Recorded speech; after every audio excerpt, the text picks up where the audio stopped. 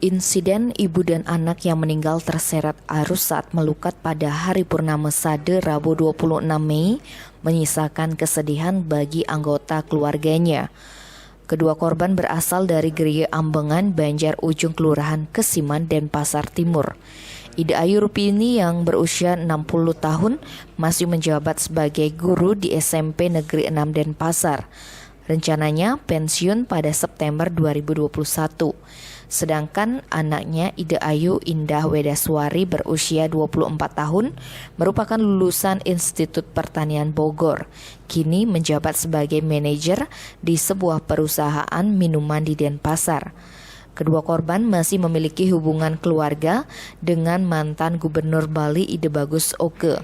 Masih merupakan cucu jauh.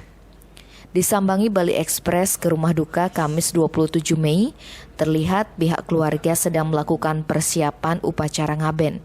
Upacara pengabenan terhadap kedua almarhum dilaksanakan Minggu 30 Mei.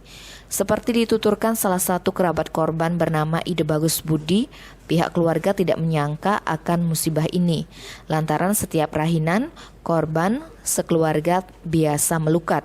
Bahkan tidak ada tanda-tanda aneh dan masalah apapun sebelum kejadian tersebut.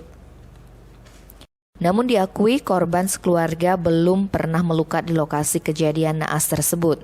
Seperti diberitakan sebelumnya, peristiwa mengenaskan dialami Ida Ayu Rupini dan Ida Ayu Indah Wedaswari saat melukat di muara Sungai Pura Campuan Segara, Pantai Tangtu, Kesiman, Denpasar Timur pada Rabu 26 Mei.